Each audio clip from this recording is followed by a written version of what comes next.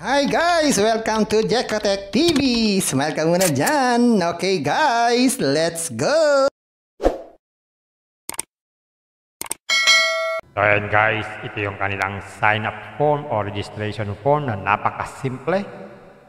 Nagalagay lang din ng phone number or cellphone number. Siguro kahit wala ng zero yan. Tapos password. Siguro kahit anong password, pwede. Tapos withdrawal password. For withdrawal password, pwede na mga numbers dyan. Bahala po tayo kung ano nalagay natin dyan. So maglagay na tayo. Yan, ganyan lang. Yan, ganyan lang kasimple. Click natin submit. Yan, automatic. After natin mag-sign up, nagkaroon tayo ng libreng 50 pesos na balance.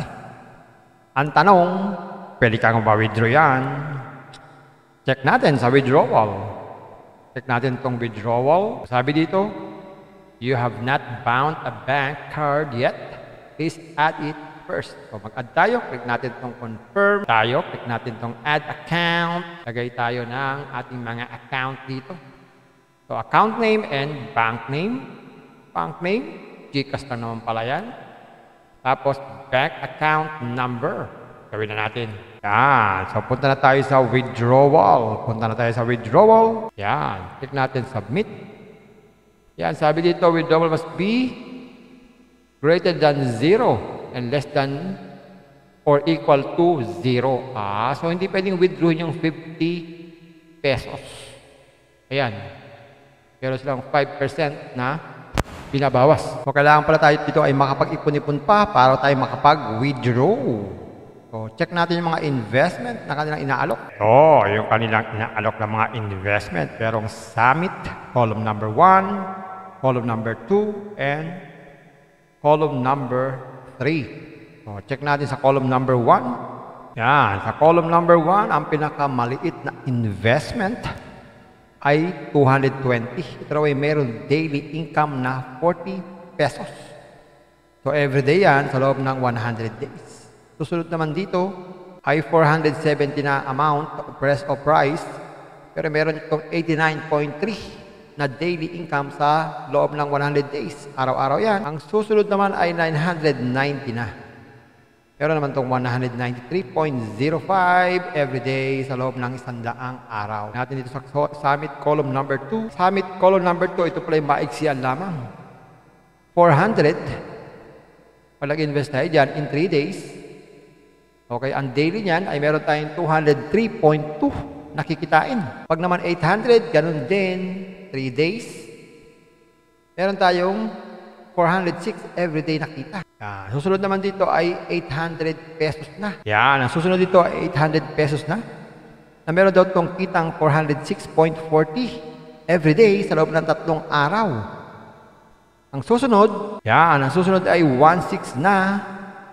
Ito raw ay good for 3 days. So, every day magkakaroon tayo ng 812.80. So, subukan naman natin yung isa. Check natin. Summit column number 3. Ayan. Meron sila dito 400 pesos ang amount. Good for 3 days. Meron 203.2 ang income. Sunod naman dito. So, ito yung Summit number 3. Ang pinakamalit na investment ay 400 pesos. Ang daily nito ay 203.2. 3 araw yan. So, everyday meron tayong 203.2. 800 pesos. 3 days din. Yan. Ang susunod dito ay 800 pesos. 3 days din. So, everyday magkakaroon tayo ng 406.40. Yan. 1/6 na merong 812.8. 3 days din. Everyday meron tayong 812.8. So, dito guys, makikita natin, explain na natin ng konti, pag ganitong mga application. Meron itong sistema.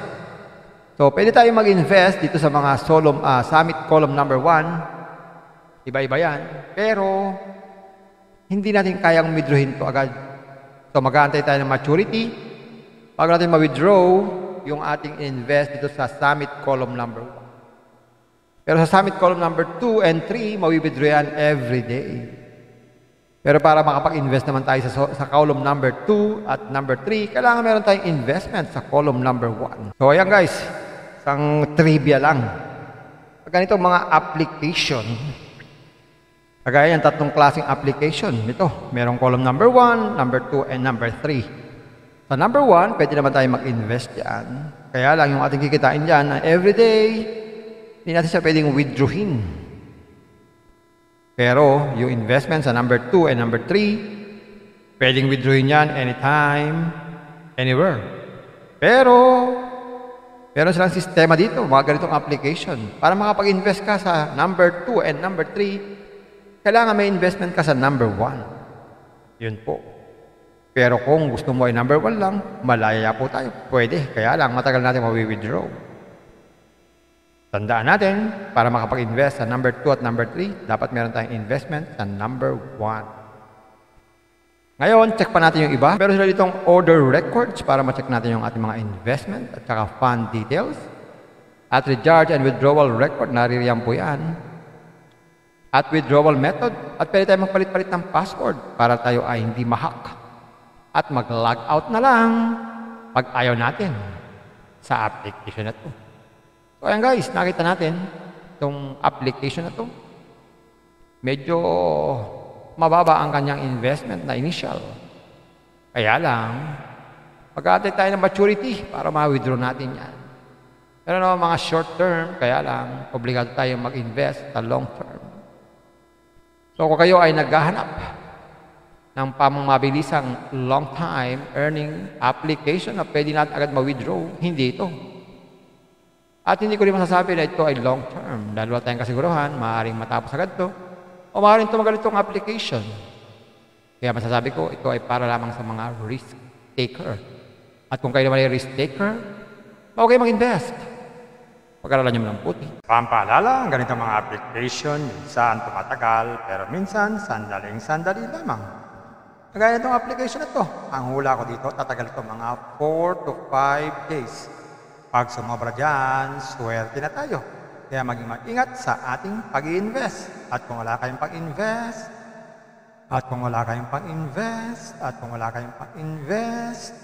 kung may free, sa free na lang muna tayo. Kung may free, sa free na lang muna tayo. At sa pampaalala, ang ganito mga application, minsan tumatagal, pero minsan sandaling-sandali lamang. Kaya maging maingat sa ating pag-invest. Paring paalala, sabi po sa 1 Timothy chapter 6 verse 10, for the love of money is a root of all kinds of evils, is true this craving that some have wandered away from the faith and pierced themselves with many pangs. Totoo po ito. Ang pera naman ay hindi masama. Yan ang ginagamit natin sa pang-araw-araw natin buhay, pambili ng bigas, ulam, sapatos at iba pa. Pero ang babala dito ay yung pag-ibig sa pera.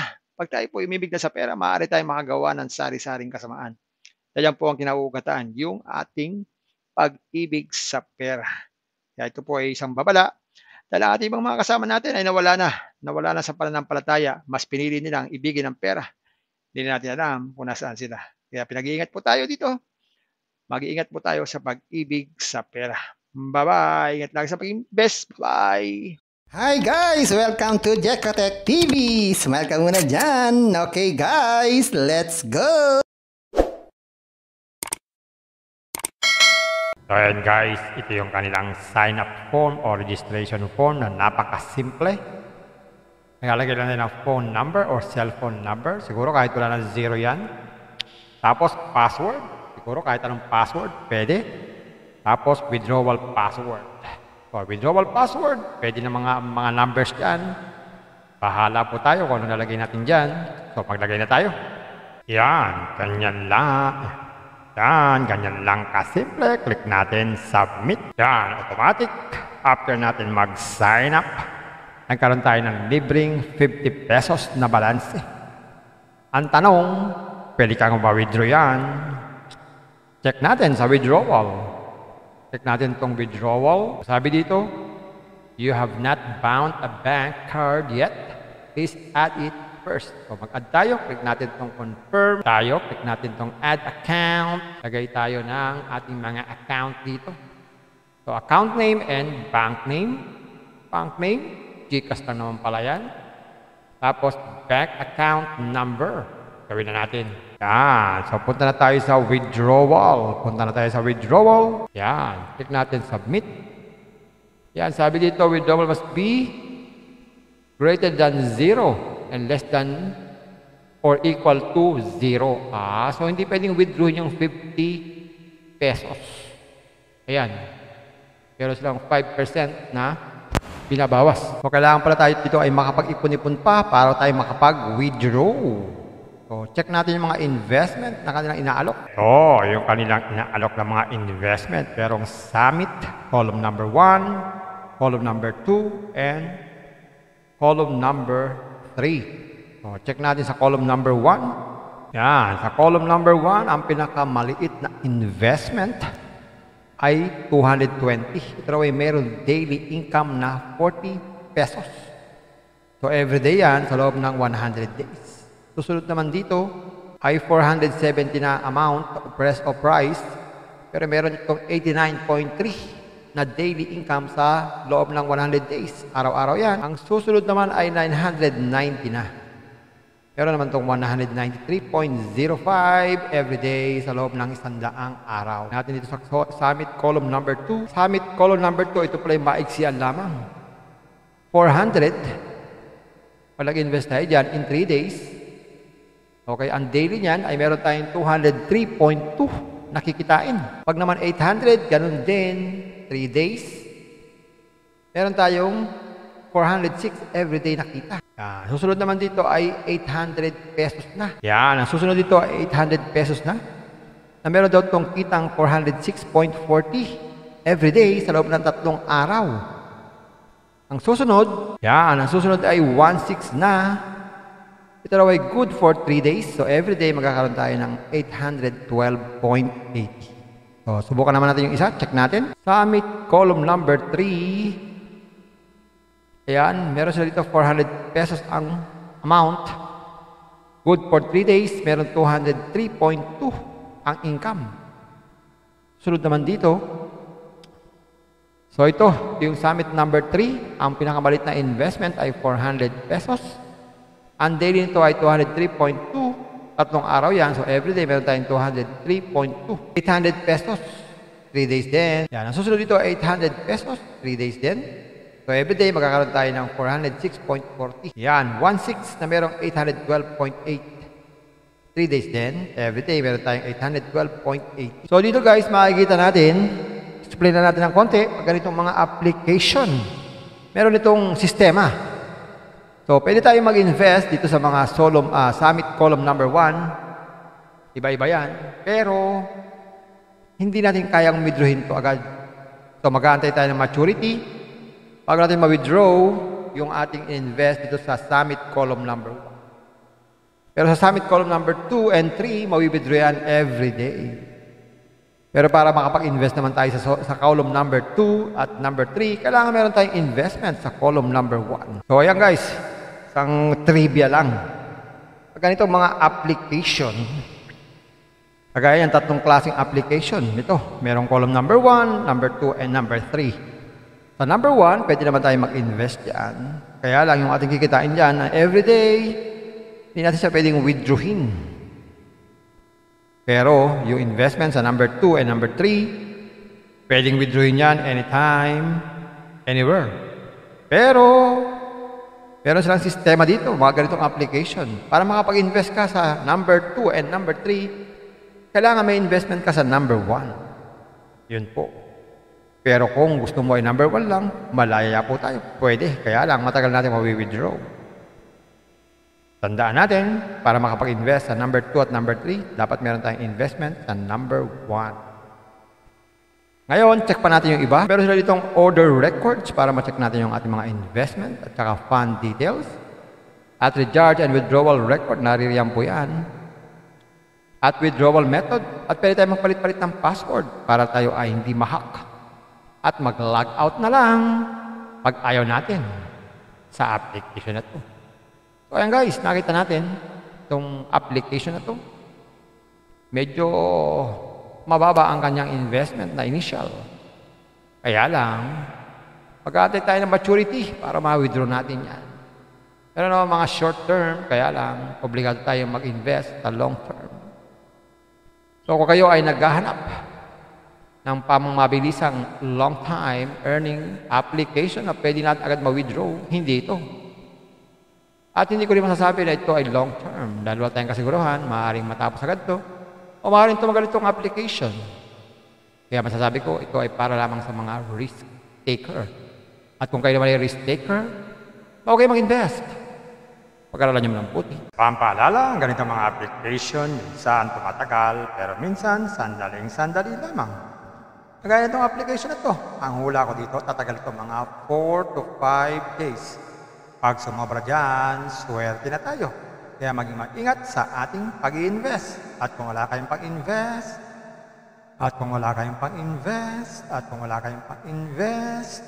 Kung may free, sa free na lang muna tayo. Kung may free, sa free na lang muna tayo. At sa pampaalala, ang ganitong mga application, minsan tumatagal, pero minsan sandaling-sandali lamang.